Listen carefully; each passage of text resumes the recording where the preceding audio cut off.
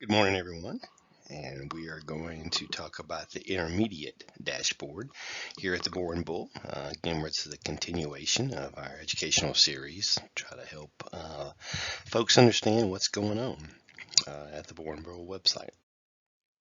As always, we'll start off with kind of the basic high-level overview of what we're doing. We're trying to do an element called quant investing, sometimes known as algo investing or algorithm investing or quantitative investing. The idea is pretty straightforward. We're going to take a level of financial information, and we're going to take a level of mathematics, and we're going to take a level of technology. And we're going to combine all that together, and that's going to produce a model. And as always, with each one of these, you can be very super simple, or you can go down the rabbit hole and get some very advanced type areas. So keep that in mind. The intermediate dashboard is very similar to the other dashboard, the basic dashboard. So it will include the same information that was on the basic dashboard, but then we'll add a little bit more, and we'll show a little more in a few more of the indicators. This one will actually go kind of fast because there's only one extra section, a little slower on the basic to get us started, and then of course the advanced has a whole bunch more information on it. So the basic dashboard components are here as well, so I won't go as much in detail here on these. I'll kind of just run through them quickly. You will have 4 columns here. The first one will simply tell you whether you're in the market or out of the market. The second column will give you the number of days that you've been in or out. Third column kind of gives you the transaction gain or loss. And then the fourth column will give you the daily gain or loss. So in this particular case, you were looking at when we were out of the market. We were out of the market for 11 days. We had not been a transaction. Obviously, that's why it's 0. However, the S&P gained 0.92% that day. A really good day. Then we go through and provide the calculated odds of buying. If you're seeing that for the first time, take a look at the basic video.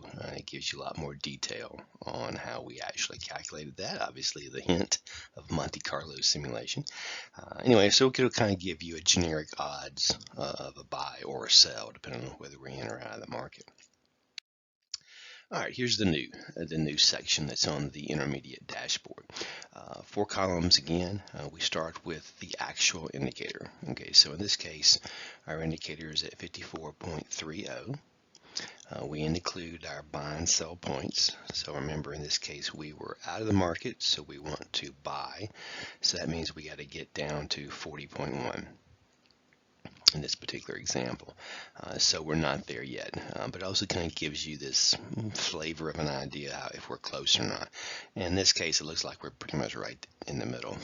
So I don't think we were going to do any buying or selling, and that is probably conducive to the 1% you saw in the prior slide.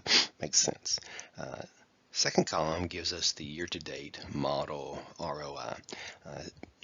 Most people who are in this particular type, not business, but do this, we'll call this the CAGR.